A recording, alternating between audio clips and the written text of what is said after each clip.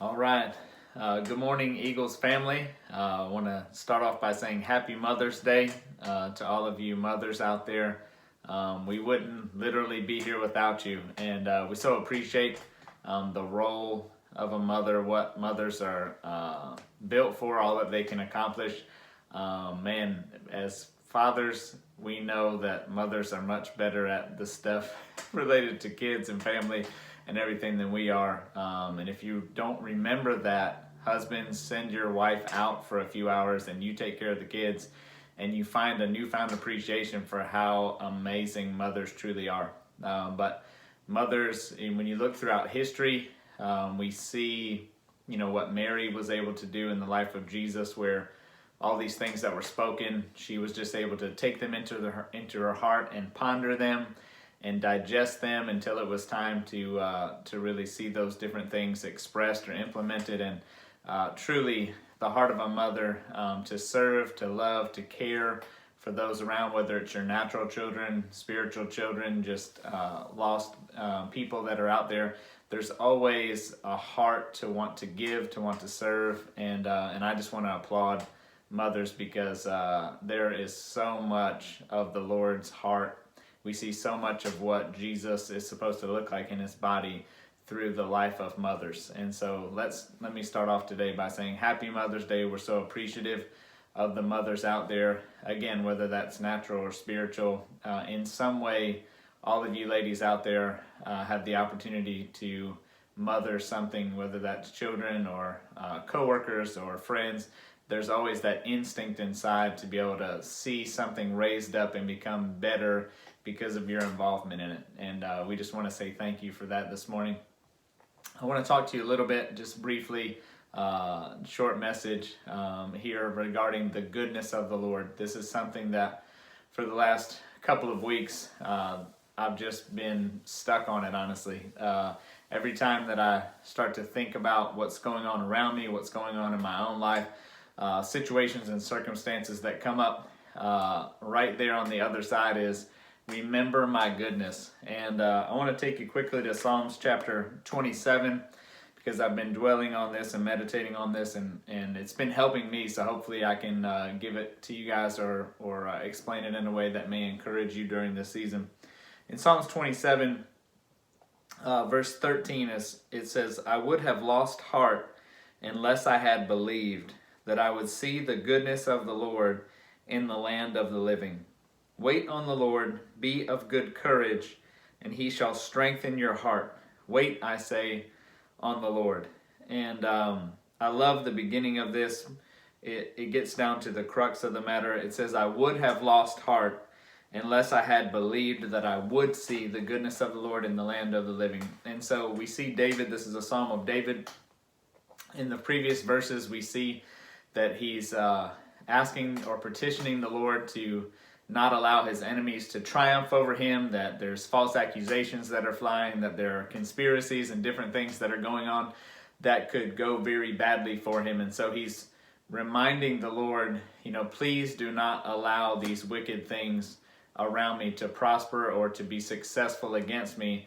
And then he goes back to reframing his own heart. There's a reset button that we see classically in the Psalms that, it feels like there's kind of a roller coaster when we read the Psalms, but what comes down to, he's able to recenter and bring back his soul, his feelings, his emotions back to the reality of what he knows to be true about the Lord. And so he's able to say, in a moment of honesty, I would have lost heart unless I had believed that I would see the goodness of the Lord in the land of the living. And so he's bringing a declaration of faith into it. He's saying that he hasn't seen it yet. He's not necessarily seeing it right where he's at. It's not that he's all of a sudden been delivered from his circumstances or his situation, but he's simply remembering the memorial stones or the resume of trust and success and faithfulness that the Lord has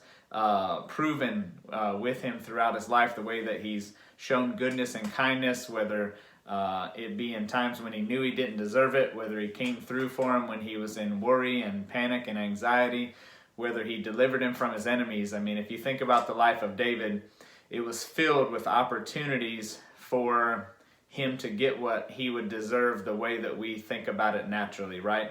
David made a lot of mistakes. He had a lot of challenges. He did things that most people would say were not very Christian-like, honestly. And he would get to a place where he would push all of that honesty, the good, the bad, and the ugly. He would offer that up to the Lord.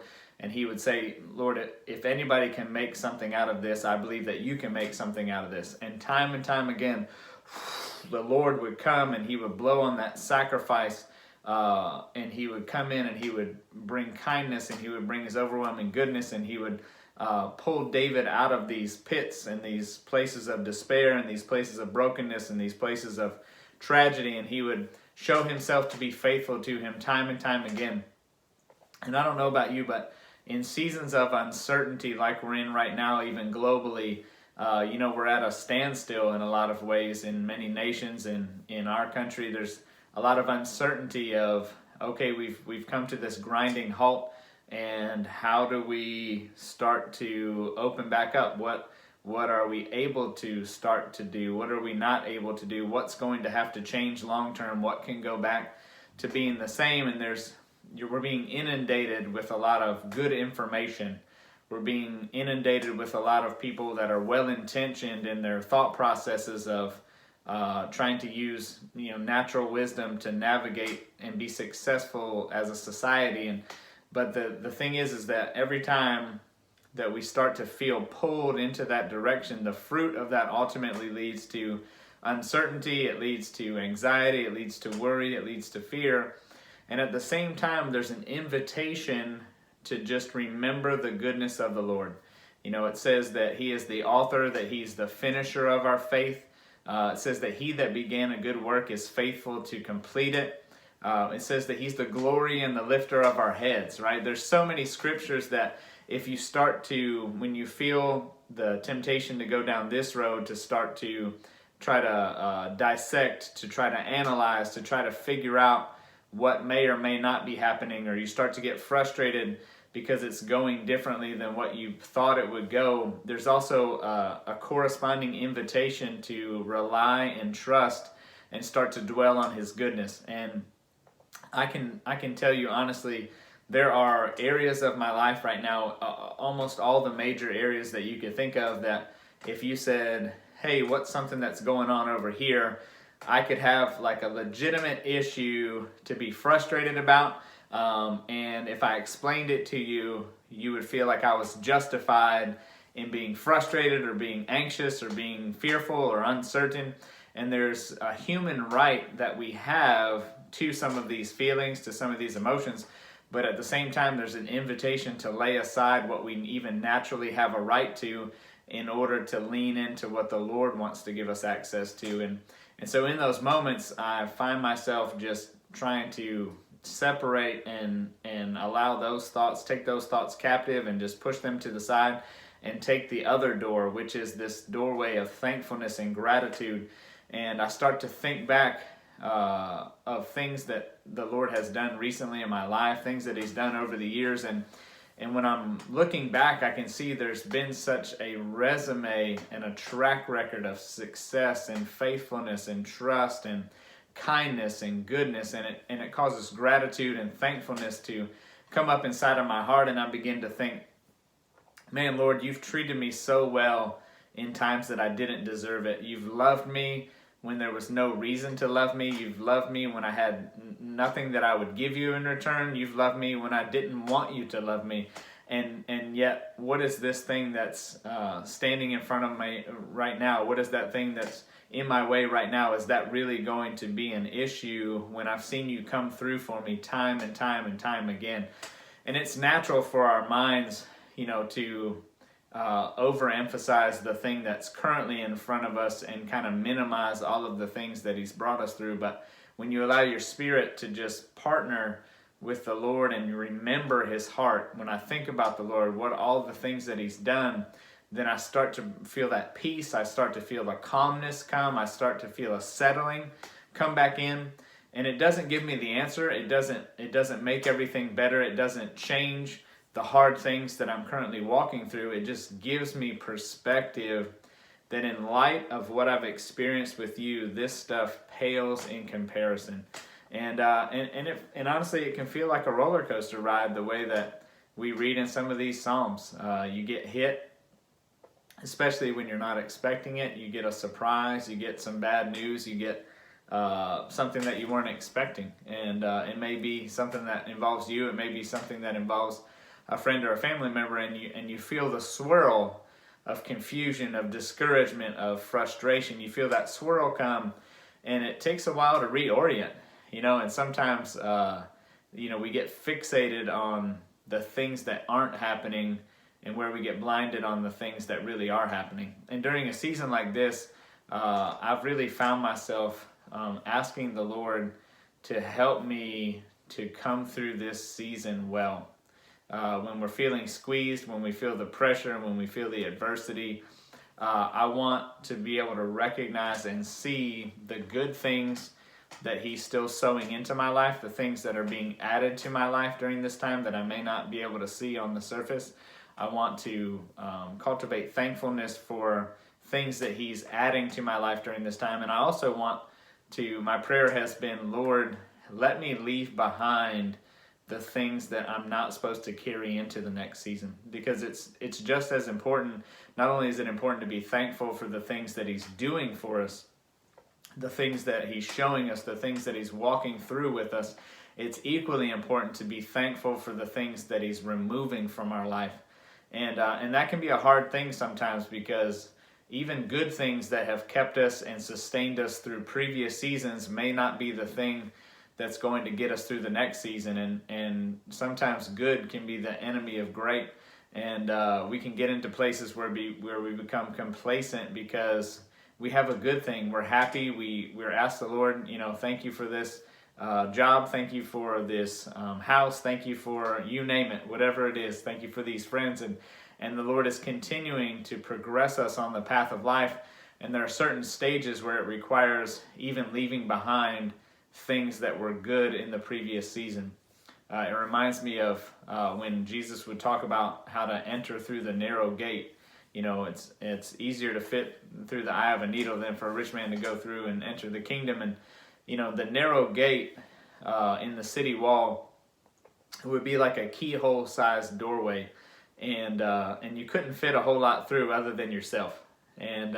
And sometimes even the blessings, even the things that have been bestowed upon us, that we've been carrying, spoils of war, whatever those things it may look like in your life, some of those things that we've been carrying, we're not going to be able to carry forward in order to get through the next entry point or the next doorway into the place that the Lord's calling us to get into. And so it requires this paring down. It requires, stripping away things that are not essential for the next phase of our journey. And the only way that we can accomplish that and continue to keep a positive or optimistic outlook in that is to remember the goodness of the Lord, that in all things that the Lord is good, that He's always working for our benefit, that He's working and helping us achieve the desires of our heart, even ways that we don't realize, prayers that we've prayed.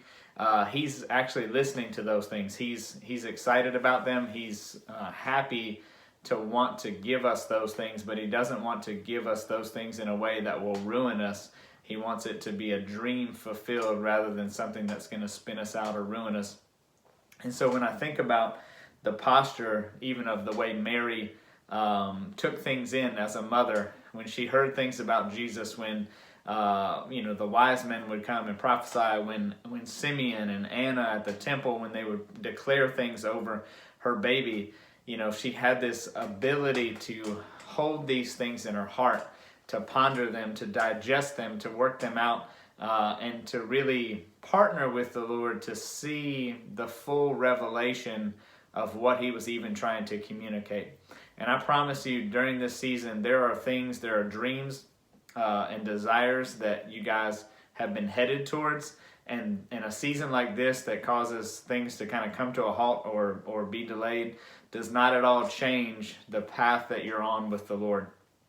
If anything, it just gives us a chance to catch our breath before we start running again. And if we start to be as content and happy in the side journeys, in the rabbit trails, in the spots where we find ourselves stopped on the side of the road at different times, if we can rejoice and be thankful and be express that gratitude to Him for those times, as well as we are when we're doing well and feel like we're accomplishing a lot, then we'll start to understand what Paul was talking about, that he could do all things through Christ who strengthens him. It talks about that he learned whether that he was abounding or whether he was being abased. He learned to be content in all things. And I believe one of the keys to being content in all things is to believe with an overarching understanding that in all of these things, whether we feel like we're being abased or whether we feel like we're abounding, it's the goodness of the Lord that's operating in our life to sustain us in that very moment,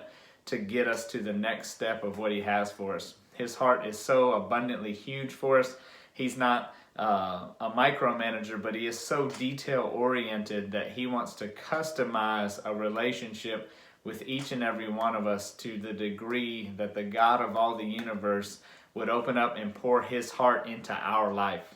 And man, if we find ourselves getting in a swirl, if we find ourselves getting rocked from our foundation, if we come back to that place of saying, okay, Lord, I'm going to take a few minutes and I'm going to choose to believe. I'm going to remember the things that You've done for me. I'm going to remember the ways that You've brought me through hard seasons before.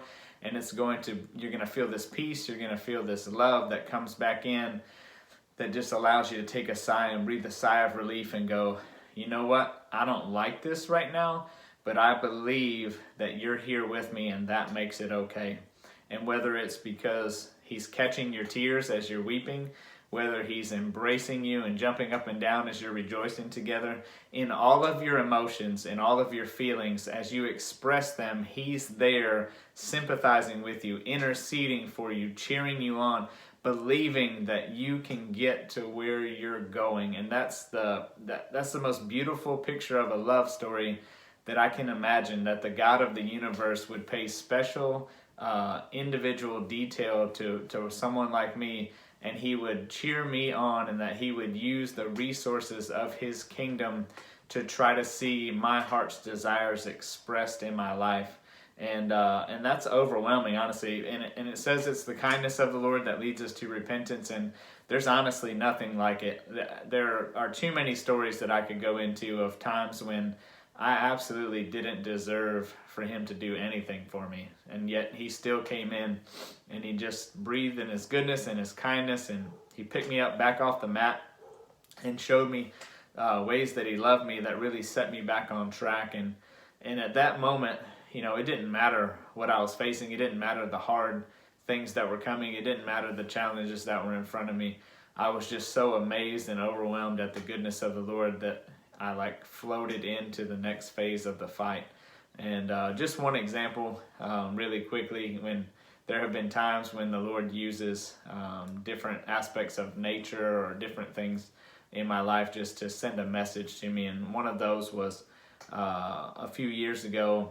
I would be driving home, a lot of times late at night from the church, and I'd get to a certain section of our road, and it was wooded, and I'd see this grouping of deer that would come out on the side of the road, and sometimes it would almost be like they were in the road as I would come by, and there was just a number of them, and after a few times, I finally just said, Lord, what is this? Why do I keep seeing these deer right here in this spot? And it was a really hard time for me in that moment, and He said, you're dear to me.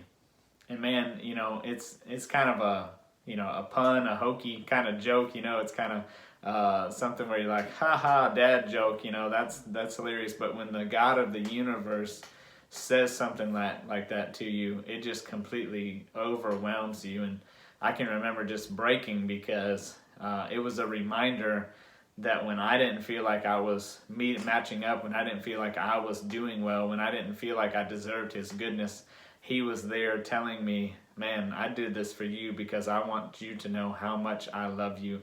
And my goodness is going to overwhelm you. It's going to be there whether you feel close to me or whether you feel far away.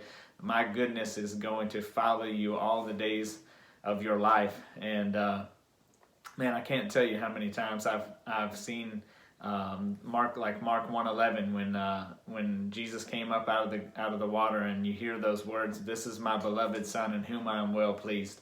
And I can tell you, I've heard that in my life, and it was not when I thought I would hear it. It was not when I was accomplishing a lot for Him. It's not when I thought I was doing well and I'd get the stamp of approval. It was in one of those low moments where I was broken, not sure if I could continue on, not sure what was going to happen, and I heard His voice come in and say, "You're my beloved Son, in whom I'm well pleased." And again, it just breaks you, it overwhelms you, but it also shows you, man, He's in this and He is for you, and the goodness of the Lord is working on your behalf. And so I just want to pray for you guys. I'm so thankful for the opportunity to talk to you guys. I can't wait till I come back over again. But Lord, I thank You for the Eagles family. I pray for especially all the mothers here on Mother's Day, that You would move in their lives, that You would continue to show them Your overwhelming goodness. I pray for all of us, Lord, that Your goodness would pass before us during this season.